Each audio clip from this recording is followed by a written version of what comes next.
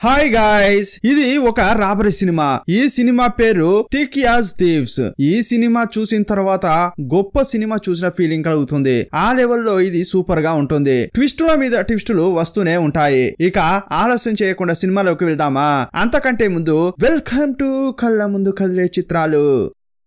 Cinema starting లో దొంగలకే దొంగను చూపించారు. ఇతడు రాబరీలో మాస్టర్. చేతిలో తుపాకీతో రష్యన్ దేశస్థులు స్నానం చేస్తున్న స్విమ్మింగ్ పూల్ కు వచ్చాడు. అతన్ని చూసి అంతా భయపడుతున్నారు. లోపలికి వచ్చిన మాస్టర్ వీపులో తేలు టాటూ ఉన్న అతడిని చూసి టప్పున కాల్ చేశాడు. సీన్ కట్ చేసి హీరోను చూపించారు. ఇద్దరు రష్యన్లను ఫాలో అవుతూ రైల్వే స్టేషన్ వరకు వెళ్ళాడు. హీరో వారి వెనకే వెళ్తుంటే అదే స్టేషన్ లో మాస్టర్ సైలెంట్ గా చూస్తున్నాడు. వీరందరినీ అంటే ముగ్గురిని ఫాలో అవుతూ మాస్టర్ వెనకే వెళ్తున్నాడు. చివరకు ఈ నలుగురు ట్రైన్ ఎక్కారు. రైలు కదలగానే హీరో తన పని స్టార్ట్ చేశాడు. గన్ తీసి రష్యన్లను బెదిరిస్తున్నాడు. నాకేం కావాలో మీకు బాగా తెలుసు, మర్యాదగా ఇవ్వండి అంటుంటే ఇదంతా మాస్టర్ గమనిస్తున్నాడు. భయం తట్టుకోలేక వారు ఏదో హీరోకు ఇచ్చారు. దాన్ని హీరో తీసుకుంటుంటే అదే కంపార్ట్మెంట్ లో ఉన్న ఇద్దరు పోలీసులు చూశారు. వారు హీరోను పట్టుకోవడానికి ప్రయత్నించారు. వారికి భయపడి హీరో ట్రైన్ పైకి ఎక్కాడు. ట్రైన్ చాలా వేగంగా వెళ్తోంది. ట్రైన్ పైకి హీరో ఎక్కినట్లు పోలీసులు ఎక్కలేకపోతున్నారు. ఎక్కడికి పోతాడు వాడు? నెక్స్ట్ ట్రైన్ స్టేషన్ లో ఆగుతుంది. అక్కడ విని పట్టుకుందాంలే అనుకున్నారు. అందువల్ల వెంటనే కంట్రోల్ రూమ్ కు కాల్ చేశారు. ట్రైన్ పైన రేడియంట్ జాకెట్ వేసుకుని ఒకడున్నాడు. నెక్స్ట్ స్టేషన్ లో ట్రైన్ ఆగగానే వాణ్ణి పట్టుకోండి అని చెప్పారు. ఇప్పుడు హీరో ఒక ప్లాన్ వేసుకున్నాడు.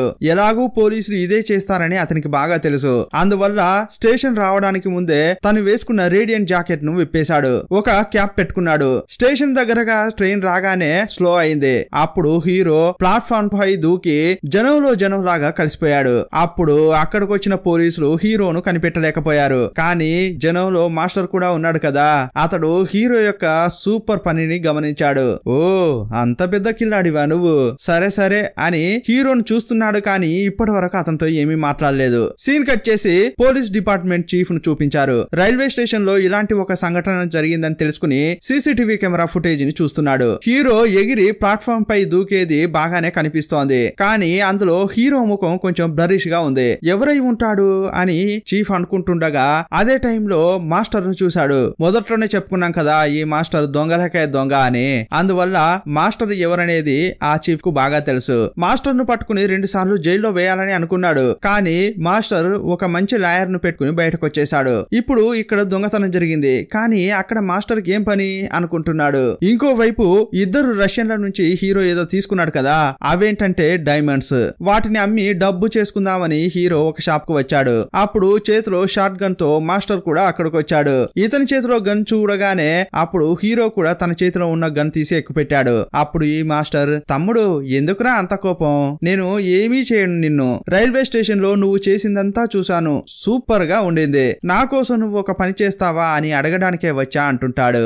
అప్పుడు హీరో ఆ వజ్రాలను అమ్మి డబ్బు తీసుకుని బయటకు వచ్చాడు. అదే టైంలో కార్ లో కొంతమంది వేగంగా వచ్చి మాస్టర్ యొక్క గల్లా పట్టుకున్నారు. రేయ్, మా బాస్ నిక్కీ దగ్గర డబ్బు తీసుకున్నావు కదా, తిరిగి ఇవ్వాలని తెలియదా అంటున్నారు. మర్యాదగా ఇస్తావా లేదా అని బెదిరిస్తుంటే ఇదే టైంలో ఆ వజ్రాలను అమ్మిన డబ్బు హీరో దగ్గర ఉంది. నన్నెందుకు అడుగుతున్నారండి, పక్కన ఒకడున్నాడు చూడండి, వాడి దగ్గర డబ్బు ఉంది, వాడి దగ్గర తీసుకోండి అని మాస్టర్ చెప్పాడు. అప్పుడు నిక్కీ మనుషులు హీరో చేతిలో ఉన్న డబ్బును తీసుకుని వెళ్లారు. అప్పుడు హీరో మాస్టర్ ను చూస్తూ, ఏయ్యా వాళ్ళు నిన్ను డబ్బు అడిగితే నా డబ్బు ఇప్పించావేంటి అంటుంటాడు. అప్పుడు మాస్టర్ కు కోపం వచ్చి తన పాకెట్ లోంచి హీరోకు రావాల్సిన డబ్బు తీసిచ్చాడు. ఇదిగో ఈ డబ్బు తీసుకో, నువ్వు నన్ను కలవాలని అనుకుంటే నీకు నువ్వుగా నా దగ్గరికే వస్తావని చెప్పి వెళ్ళిపోయాడు. అప్పుడు మాస్టర్ ఇచ్చిన కవర్ హీరో ఇంటికి తీసుకెళ్లాడు. ఆ కవర్ లో డబ్బు మాత్రమే కాదు, ఎక్కడ మీట్ కావాలో అడ్రస్ కూడా రాసిచ్చాడు. సరే, అతడు ఏం చెప్తాడో అక్కడికి వెళ్లి విందామే అని హీరో అనుకున్నాడు. ఇద్దరు మీట్ అయ్యారు. ఇద్దరు రష్యన్ల నుంచి హీరో వజ్రాలు దొంగిలించాడు కదా,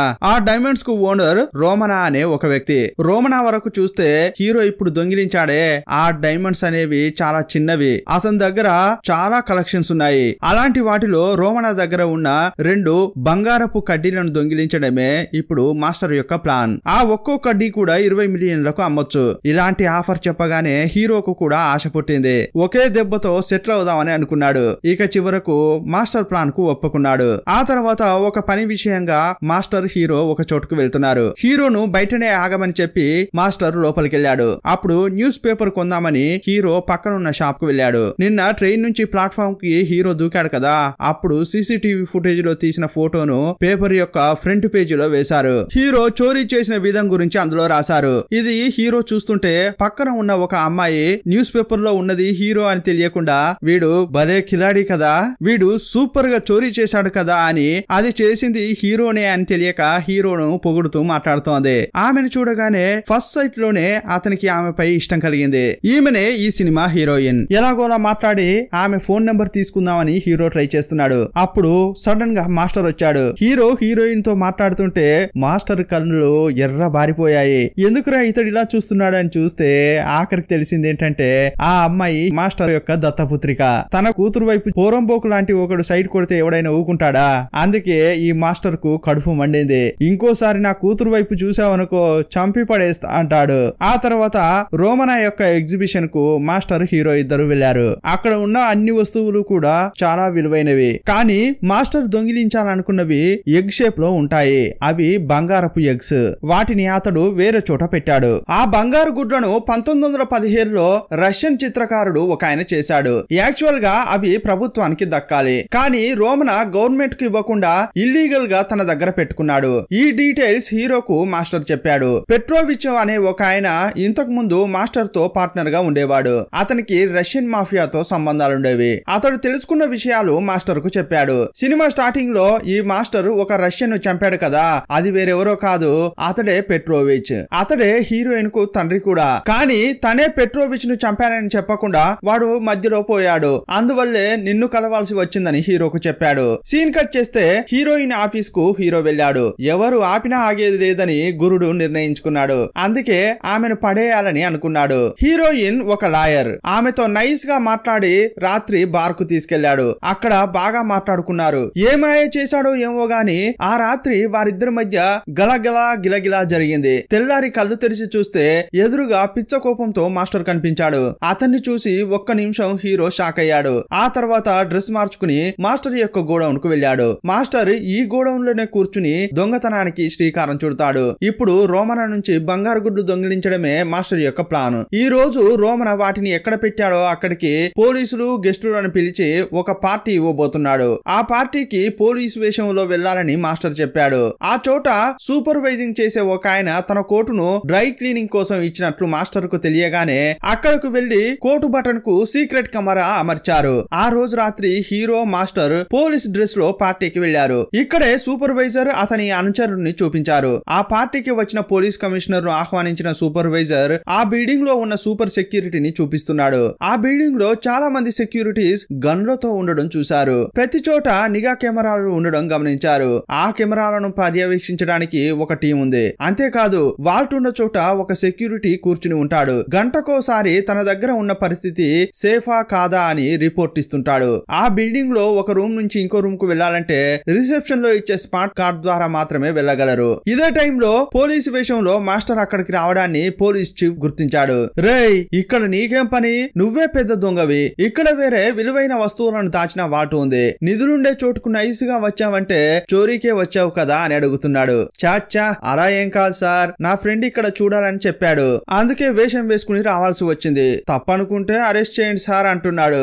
అప్పుడు ఆ చీఫ్, దొరుకుతావురా ఏదో ఒక రోజు, అప్పుడు చూస్తానురా నీ సంగతి, ఇప్పుడు వదిలేస్తున్నానులే అంటాడు. ఇంకోవైపు ఆ బిల్డింగ్ లో సెక్యూరిటీ ఎలా ఉందో చూపించడానికి సూపర్వైజర్ కమిషనర్ ను లోపలికి తీసుకెళ్లాడు. సూపర్వైజర్ కోర్ట్ కు బటన్ కెమెరా ఫిక్స్ చేశారు కదా, అందువల్ల వీళ్ళు లిఫ్ట్ లో మాట్లాడుకునేది అక్కడ ఉండే దృశ్యాలను వీళ్ళు ఆ కెమెరా ద్వారా గమనిస్తున్నారు. మొదట వాల్ట్ ఉన్న చోట మానిటర్ చేయడానికి ఒక సెక్యూరిటీ కూర్చుని ఉన్నాడు. ఇక రెండోది, వాల్ట్ డోర్ తెరవాలంటే దానికి 2 లెవెల్స్ దాటాలి. అక్కడ 2 డివైస్ ఉంటాయి. ఒక దాంట్లో సూపర్వైజర్ చేతి ముద్ర పెట్టాలి. రెండో దాంట్లో అనుచరుడి వాయిస్ వినిపించాలి. అతడు రష్యన్. అతడు మాట్లాడే ఇంగ్లీష్ స్లాంగ్ ఒకలాగా ఉంటుంది. అక్కడున్న మిషన్ ఇంగ్లీష్ లో కొన్ని అడుగుతుంటుంది. దానికి అనుచరుడు తన స్లాంగ్ లో చెప్పాకే ఆ సెక్యూరిటీ లెవెల్ క్లియర్ అవుతుంది. ఆ తర్వాత డోర్ తెరుచుకుంటుంది. డోర్ తెరవగానే లోపలికి వెళ్తే మటాష్ అవుతారు. ఎందుకంటే ఆ దారిలో అల్ట్రాసోనిక్ వేవ్స్ ఉంటాయి. వాటికి తగిలితే ఇక పైకి పోతారు. 4 మూలల్లో 4 డివైస్లను ఫిక్స్ చేశారు. వాటి గురించి సూపర్వైజర్ కమిషనర్ కు చెబుతుంటే ఒక చోట కూర్చుని హీరో మాస్టర్ ఇదంతా చూస్తున్నారు. ఇంతకీ వాటును ఎలా ఓపెన్ చేయాలి, అందులో ఏముందని కమిషనర్ అడిగాడు. దయచేసి క్షమించండి సార్, లోపల ఉన్నవి చాలా విలువైన వస్తువులు, మేము వాటి గురించి బయటకు చెప్పము అన్నాడు. ఇదంతా చూసిన తర్వాత వీరికి ఫ్యూజులు ఎగిరిపోయాయి. ఇంత సెక్యూరిటీని దాటుకుని వాటు దగ్గరకు వెళ్లడమే చాలా కష్టం. వెళ్ళినా కూడా వాటును తెరిచే పాస్వర్డ్ తెలియదు. అది కూడా దాటుకుని వాటును తెరిచిన లోపల వీళ్ళు వెతుక్కుంటూ వచ్చే బంగారు గుడ్లు ఉంటాయా లేదా అనేది కూడా తెలియదు. అందువల్ల ఇదంతా మన వల్ల కాదు అని హీరో అంటుంటే, మనం ఈ చోరీ చేస్తామో లేదా అనేది తర్వాత విషయం, కానీ సూపర్వైజర్ కోర్టుకు సీక్రెట్ కెమెరా పెట్టాం కదా, ముందు దాన్ని తీద్దాం అనుకున్నారు. ఎందుకంటే కోర్టుకు కెమెరా పెట్టారన్న విషయం సూపర్వైజర్ కు తెలిస్తే వాటును చేంజ్ చేస్తారు. అప్పుడు బుద్ధి పుట్టి చోరీకి వస్తే వెర్రి ముఖాలు వేయాల్సి వస్తుంది. కాబట్టి సూపర్వైజర్ పై మందు పోసినట్టు నటించిన హీరో క్లీన్ చేస్తానని కోర్టుకున్న కెమెరాను తీసేశాడు. వీరిద్దరూ బయటికి వెళ్తుంటే వాళ్ళని చూసిన చీఫ్ వాళ్ళిద్దరిని వాచ్ చేయమని పోలీసులకు చెప్పాడు. అప్పుడు పోలీసులకే ఒక ట్విస్ట్ ఎదురైంది. బయటకు వస్తున్న వీరిద్దరిని వేరే పోలీసులు ఫోటోలు తీస్తున్నారు. యాక్చువల్ గా ఇక్కడ పోలీసులే కాదు, లోపలికి వచ్చే వాళ్ళను పోయే వాళ్ళను ఫోటోలు తీస్తున్నారు. రేయ్ ఎవర్రా మీరంతా అని పోలీసులు వెళ్లి వాళ్ళని అడిగారు. మరుసటి రోజు ఈ రెండు గ్రూపులకు చెందిన హెడ్స్ మీట్ అయ్యారు. ఒకవైపు ఉన్నది పోలీసులు, ఇంకోవైపు సిఐఏ తరపు వారు ఉన్నారు. ఎందుకు సిఐఏ వాళ్ళు ఇక్కడికి వచ్చారంటే, ఆ ఎగ్జిబిషన్ ను రోమనానే ఏర్పాటు చేశాడు కదా, అతడు రష్యా నుంచి ఇల్లీగల్ గా విలువైన వస్తువులను తీసుకొచ్చి రోమనా ఎగ్జిబిషన్ నడుపుతున్నట్లు సిఐఏకి సమాచారం వచ్చింది. అది కనిపెట్టడం కోసమే సిఐఏ ఇక్కడికి వచ్చింది. అప్పుడు పోలీసులు మధ్యలోకి వచ్చి మొత్తం నాశనం చేయకూడదు కదా, అందువల్ల వాళ్ళు ఏం చెప్తున్నారంటే, దీన్నంతా మేము పర్యవేక్షిస్తాం, మీరు మధ్యలోకి రాకండి అని చెప్పారు. ఇంకోవైపు అక్కడ ఉన్న సెక్యూరిటీ లాగే వీళ్ళు సెటప్ చేసుకుని ఇవన్నీ దాటుకుంటూ ఎలా వెళ్ళాలి అని హీరో మాస్టర్ ప్లాన్ వేసుకుంటున్నారు. మొదట అక్కడ నిఘా కెమెరాలు ఉన్నాయి కదా, వాటిని వీళ్ళ కంట్రోల్ లోకి తెచ్చుకోవాలి. లైవ్ గా వస్తున్న ఫుటేజీ మార్చి వీళ్ళు ఆల్రెడీ రికార్డ్ చేసిన ఫుటేజీ పెట్టాలి. అప్పుడు వీరు లోపలికి వచ్చేది వెళ్లేది మానిటర్ చేసే వారికి తెలియదు. ఇక సూపర్వైజర్ యొక్క హ్యాండ్ ప్రింట్ కావాలి. ఒక రోజు సూపర్వైజర్ జిమ్ లో వర్కౌట్ చేసిన తర్వాత అక్కడే కాచుకుని కూర్చున్న హీరో మిషన్ నుంచి అతని హ్యాండ్ ప్రింట్ ను సేకరించాడు. ఇక అనుచరుడి ఇంగ్లీష్ కావాలి కదా, అందువల్ల అతని ఫోన్ ను హ్యాక్ చేశారు. అతడు మాట్లాడే కాల్స్ ను రికార్డ్ చేశారు. ఆ మిషన్ పెద్ద పెద్ద వాక్యాలు అడగట్లేదు, సింపుల్ గా ఒకే ఒక పదం అడుగుతోంది. అతడు మాట్లాడే దాన్ని రికార్డ్ చేసి అందులోంచి పదాలుగా విడగొట్టారు. ఆ తర్వాత పక్కనున్న బిల్డింగ్ లోని బేస్మెంట్ కు వెళ్లి ఎక్కడ రంధ్రం పెడితే వాటు దగ్గరకు వెళ్ళొచ్చని మార్క్ చేసుకున్నారు. ఇదంతా చేసి లోపలికి వెళ్లిన ఆ రూమ్ లో వాటు దగ్గర అల్ట్రాసోనిక్ వేవ్స్ ఉంటాయి. వాటిని కట్టడి చేయడానికి హీరో ఒక ఐడియా ఇచ్చాడు. ఒక స్పెషల్ డివైస్ ను తీసుకెళ్లి ఆ 4 డివైస్ల మధ్యలో పెడితే అల్ట్రాసోనిక్ వేవ్స్ రావని చెప్పాడు. ఇలా చాలా సేపు ప్లానింగ్ తర్వాత రిలాక్స్ కోసం హీరోయిన్ దగ్గరికి హీరో వెళ్ళాడు. ఇద్దరు రిలాక్స్ అయ్యారు. మాటల మధ్యలో మీ నాన్న ఎలా చనిపోయాడని హీరో అడిగాడు. మా నాన్న నిక్కీ అనే అతని దగ్గర అప్పు తీసుకున్నాడని ఆమె చెప్పింది. ఆ పేరు వినగానే హీరోకు ఒకటి స్ట్రైక్ అయింది. ఇప్పుడు హీరోకు ఒకటి గుర్తుకు వచ్చింది. ఒక సీన్ లో హీరో ఆ మాస్టర్ మాట్లాడుకునేటప్పుడు నిక్కీ మనుషులు వచ్చి అప్పు కట్టమని అడుగుతారే, అది గుర్తుకొచ్చింది. డబ్బు తిరిగి ఇవ్వలేదనే మా నాన్నను చంపారని హీరోయిన్ చెప్తోంది. అప్పుడు హీరోకు ఒక సందేహం కలిగింది. మాస్టర్ కూడా నిక్కీ దగ్గర డబ్బు తీసుకున్నాడు, కానీ మాస్టర్ ను మాత్రం వాళ్ళు ఎందుకు చంపలేదు అనుకుంటున్నాడు. ఈ సందేహాన్ని అలాగే హీరో మాస్టర్ ను అడిగాడు. అయినా కూడా పెట్రోవిచ్ ను నేనే చంపానని మాస్టర్ చెప్పట్లేదు. అదేమీ లేదు, ఇప్పుడు మనం ఇద్దరం కలిసి ఒక ప్లాన్ వేసుకున్నాం కదా, యాక్చువల్ గా ఈ పనిని నేను పెట్రోవిచ్ చేయాల్సి ఉంది. నిక్కీనే ఈ పనిని మాకిచ్చాడు, కానీ పెట్రోవిచ్ కు ఈ పని చేయడం ఇష్టం లేదు. అందువల్ల నిక్కీ నుంచి తప్పించుకోవడానికి చీఫ్ దగ్గరకు వెళ్లిన పెట్రోవిచ్ నేను అన్ని నిజాలు చెప్తానని నిక్కీకి వ్యతిరేకంగా అప్రూవర్ గా మారాడు. ఇదంతా విన్న నిక్కీ ఊరికే ఉంటాడా, అందుకే పెట్రోవిచ్ ను నిక్కీ చంపేశాడు అని చెప్తున్నాడు. వీళ్ళు మాట్లాడుకొని బయటకు వస్తుంటే బయటే ఆగిన నిక్కీ మనుషులు నిక్కీ మిమ్మల్ని తీసుకురమ్మన్నాడు అని హీరోను మాస్టర్ ను కార్ లో తీసుకెళ్లారు. ఇప్పుడు నిక్కీని చూస్తే అతడు చేతిలో స్టిక్ పట్టుకుని గెంతుతూ నడుస్తున్నాడు. నిక్కీ వీళ్ళని మాత్రమే కాదు హీరోయిన్ కూడా తీసుకొచ్చాడు. ఎందుకంటే లాస్ట్ టైం ఇదే ప్లాన్ ను వీళ్ళకి చెప్పినప్పుడు పెట్రోవిచ్ అప్రూవర్ గా మారి అతడు చీఫ్ తో అన్ని నిజాలు చెప్తానని అన్నాడు కదా, ఇప్పుడు అలా ఏది జరగకూడదని అతడు అప్రమత్తం అయ్యాడు. నాకు అవసరమైన బంగారు గుడ్లు నా దగ్గరికి రావాలి, అప్పటి వరకు హీరోయిన్ నా దగ్గరే ఉంటుందని చెప్పాడు.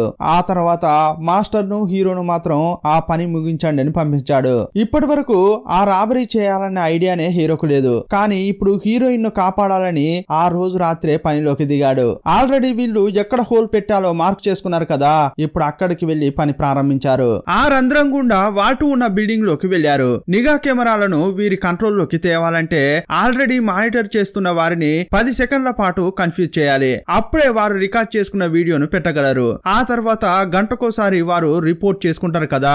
మొదట వారు రిపోర్ట్ చేసుకోగానే వీరి వాచ్ లో 1 గంట టైం ను ఫిక్స్ చేసుకున్నారు. బేస్మెంట్ లో చిన్న అలారం మోగించారు. ఈ సౌండ్ విని వాల్టును ఒకతడు మానిటర్ చేస్తున్నాడు కదా, అతడు ఏంటో చూద్దామని వెళ్ళాడు. గన్ పట్టుకుని లిఫ్ట్ ఎక్కి బేస్మెంట్ కు వెళ్ళాడు. ఆ టైంలో వీరు రికార్డ్ చేసిన ఫుటేజ్ పెడుతున్నారు. పెట్టే ముందు కొంతసేపు బ్లర్ అయింది, కానీ వారు సౌండ్స్ విని కన్ఫ్యూజ్ కావడం వల్ల ఏం జరిగిందని అర్థం కాలేదు. అప్పుడు కూడా లైవ్ రికార్డ్ అవుతోంది. లిఫ్ట్ కు ఒకడు బయలుదేరాడు కదా, అదంతా సీసీటీవీ కెమెరాలో ఒకడు చూస్తున్నాడు. లిఫ్ట్ లో వచ్చిన వాడిని ఇప్పుడు మాస్టర్ పైకి తీసుకువెళ్తున్నాడు. కానీ మానిటర్ చేసే వ్యక్తితో మాస్టర్ వెళ్లడం సీసీటీవీ కెమెరాల్లో ఎవరు చూడకూడదని నిఘా కెమెరాల్లో ఇదంతా కనిపించకుండా హీరో వేరే వీడియో కనిపించేలా చేశాడు. అది చూసి మానిటర్ చేసేవాడు షాక్ అయ్యాడు. కానీ ఈ మాస్టర్ ఏం చేశాడంటే తనే జాలీ కోసం అలా చేశానని తను బెదిరిస్తున్న వాడితో చెప్పించాడు. అతడు చెప్పేది వారు నమ్మారు. తన వాకీ టాకీని బేస్మెంట్ లోనే మర్చిపోయా, దాన్ని తీసుకొస్తానని అతనితో చెప్పించిన మాస్టర్ కెమెరా నుంచి బేస్మెంట్ కు తీసుకెళ్లాడు. ఇదే గ్యాప్ లో వీరు ఆల్రెడీ పెట్టిన వీడియోను హీరో ప్లే చేశాడు. వాల్ట్ దగ్గర ఉండేవాన్ని బేస్మెంట్ లోనే కట్టేశారు. సర్వేలెన్స్ కెమెరా ఇబ్బంది లేకుండా ఇప్పుడు చేసుకున్నారు. తాపీగా వాల్ట్ ఉన్న గదికి వెళ్లారు. ఆ తర్వాత సూపర్వైజర్ హ్యాండ్ ప్రింట్ ను పెట్టారు. అది సక్సెస్ అయింది. నెక్స్ట్ అన్‌చర్డ్ వాయిస్ తో ఉన్న పదాలతో వాల్ట్ అడిగిన ప్రశ్నలకు సమాధానాలు చెప్పించారు. వెంటనే డోర్ తెరుచుకుంది. కానీ లోపలికి వెళ్లాలంటే అల్ట్రాసోనిక్ వేవ్స్ దాటాలి. వచ్చేటప్పుడు చిన్న ట్రాలీ తెచ్చారు. హీరో దానిపై ఎక్కి పడుకున్నాడు. ట్రాలీ ముందు అల్ట్రాసోనిక్ వేవ్స్ ను అడ్డుకునే డివైస్ పెట్టారు. కానీ దాన్ని మధ్యలో పెట్టాలి. మధ్యలోకి వెళ్లాలంటే అక్కడి వరకు ఉన్న అల్ట్రాసోనిక్ కిరణాలను జాగ్రత్తగా దాటాలి. డివైస్ లో చూస్తూ మాస్టర్ లెఫ్ట్ రైట్ అని చెబుతుంటే హీరో కరెక్ట్ గా వెళ్ళాడు. మధ్యలోకి వెళ్లిన తర్వాత అల్ట్రాసోనిక్ కిరణాలు ఆగిపోయాయి. కానీ ఇకపైనే అసలు ఘట్టం ఉంది.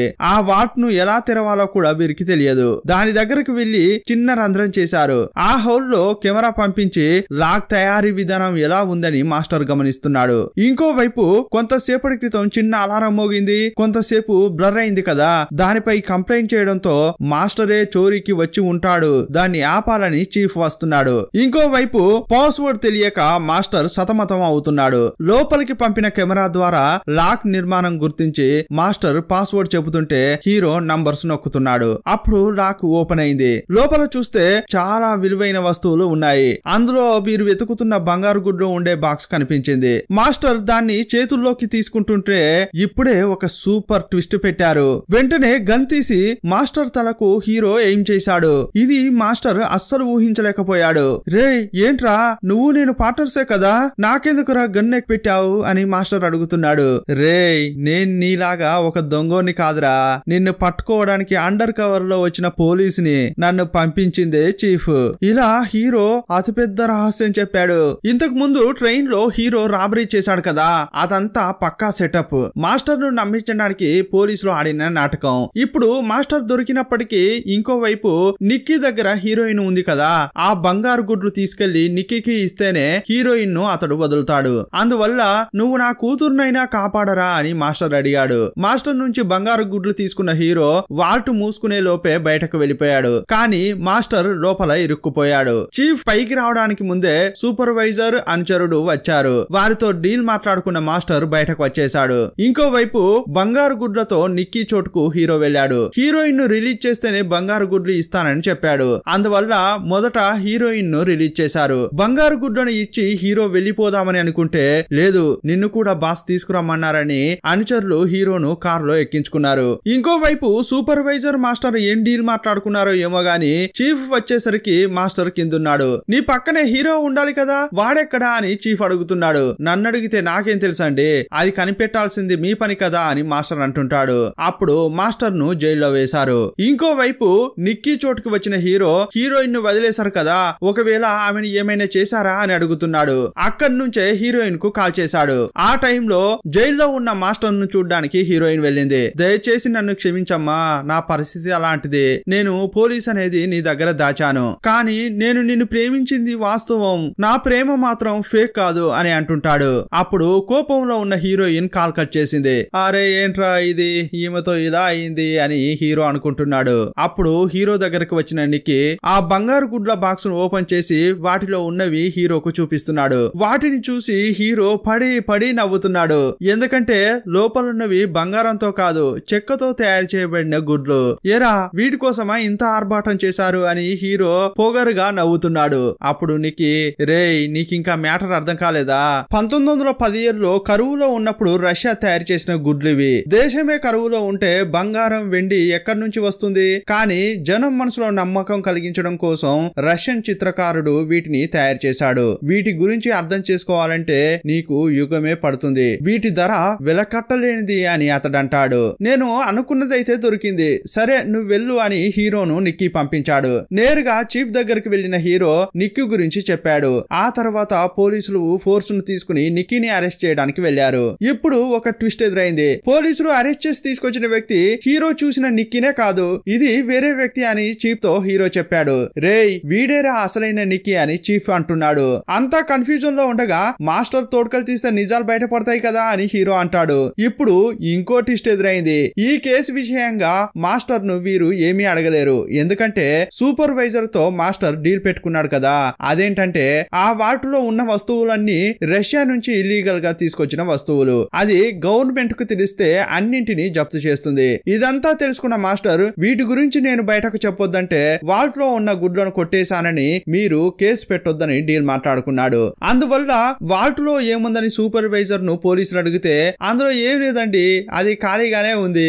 ఏదో ఉందన్న ఆశతో అతడు లోపలికి వచ్చి ఉంటాడు. కానీ అందులో ఏం లేదు కాబట్టి మేం కేసు పెట్టట్లేదని సూపర్వైజర్ వెళ్లిపోయాడు. ఇదే టైంలో హీరో కన్ఫ్యూజన్ లో పడ్డాడు. తను చూసిన నిక్కీ వేరే వ్యక్తి, కానీ అతడు రష్యాకు చెందినవాడు. అందువల్ల రష్యాలోని క్రిమినల్స్ ఫోటోలను చూసిన హీరో నిక్కీ ఫోటోను చూసి ఇతడే నిక్కీ అని చెప్పాడు. అది చూసి పోలీసులంతా హీరోకు ఇంకో ట్విస్ట్ ఇచ్చారు. అతడు నిక్కీ కాదురా బాబు, పెట్రోవిచ్ అని చెప్పారు. కానీ పెట్రోవిచ్ ను మాస్టర్ చంపానని చెప్పాడు కదా అని హీరో అనుకుంటున్నాడు. ఒకవేళ మాస్టర్ పెట్రోవిచ్ ను చంపితే అతని డెడ్ బాడీ దొరకాలి కదా, కానీ దొరకలేదు. మాస్టర్ అతన్ని కాల్చడం అనేది వారిద్దరి ప్లాన్. పెట్రోవిచ్ ను మాస్టర్ కాల్చేటప్పుడు కాలుపై కాల్చమని పెట్రోవిచ్ సైగ చేశాడు. అప్పుడు మాస్టర్ అతని కాలుపైనే షూట్ చేశాడు. అందువల్లే నిక్కీ పేరుతో తిరిగిన పెట్రోవిచ్ వాకింగ్ స్టిక్ పట్టుకుని కుంటుకుంటూ నడిచాడు. ఒకవేళ మాస్టర్ పెట్రోవిచ్ కలిసి ఉంటే ఈ చోరీ జరగకుండా చీఫ్ చాలా స్ట్రిక్ట్ గా ఉండేవాడు. అందువల్లే మొదట చీఫ్ దగ్గరికి వెళ్లి పెట్రోవిచ్ ను అప్రూవర్ గా మారమని మాస్టరే చెప్పాడు. ఆ తర్వాత పెట్రోవిచ్ ను చంపినట్లు నాటకమాడాడు. ఇక నిజమంతా తెలిసాక మాస్టర్ ను విచారిద్దామని వెళ్తే మాస్టర్ పై ఎలాంటి కేసు పెట్టలేదు కదా. వీరు వెళ్లడానికి ముందే మాస్టర్ బెయిల్ పై వెళ్లిపోయాడు. హీరోయిన్ లాయర్ కదా, ఆమెనే బెయిల్ పై తీసుకెళ్లింది. ఆ మూటాలో హీరోయిన్ కూడా ఒకటి. యాక్చువల్ గా మోసపోయింది ఎవరంటే హీరోనే. ఎక్కడా అనుమానం రాకూడదని హీరోతో హీరోయిన్ రొమాన్స్ చేసింది. చివరకు నన్నే వెర్రోని చేశారా అని హీరో బాగా ఏడ్చాడు. కన్నీరు కనిపించకూడదని ముఖం కడుక్కుంటున్నాడు. ఇంకోవైపు వేరే ఊరికి తప్పించుకుందామని మాస్టర్, పెట్రోవిచ్, హీరోయిన్ బయలుదేరుతున్న క్రమంలో హీరోకు మాస్టర్ కాల్ చేశాడు. రేయ్ వెర్రి వెంగళప్ప, బాగున్నావా? నేను నిన్ను మోసం చేశానని బాధపడకురా. నువ్వు కూడా పోలీస్ అనే విషయం దాచి నన్ను మోసం చేశావు. నువ్వు పోలీస్ అని నాకు ముందే తెలుసు. చీఫ్ ఏం చేసినా ఆ సమాచారం నాకు ముందే తెలుస్తుంది. కానీ నిన్ను బాధ పెట్టాలని నేనేం చేయలేదు. కానీ మన ఇద్దరం కలిసి ఎంత పెద్ద పని చేశామో తెలుసా? నీకే తెలియదు. మన ఇద్దరం కలిస్తే ఈ దునియానే దున్నేయచ్చు. నీకు ఎప్పుడు కోపం తగ్గి నన్ను చూడాలని అనిపిస్తుందో అప్పుడు నన్ను కలవచ్చు అని ఫోన్ పెట్టేశాడు. కొన్ని రోజుల తర్వాత హీరో ఒక బార్ లో ఉండగా అదే బార్ కు హీరోయిన్ వచ్చింది. వీరిలో ఎవరూ కూడా వారి ప్రేమలో కరెక్ట్ గా లేరు. ఒకరిని ఇంకొకరు మోసం చేసుకున్నారు. అందువల్ల కోపం వద్దనుకున్న హీరో మోసం చేసిన ఇలాంటి ఏంజల్ దొరికిందని రొమాన్స్ గా హీరోయిన్ చైన్ పట్టుకుంటాడు. ఇంతటితో ఈ సినిమాను ముగించారు. మరో మంచి సినిమాలో మళ్ళీ కలుసుకుందాం. అప్పటి వరకు బాయ్ బాయ్.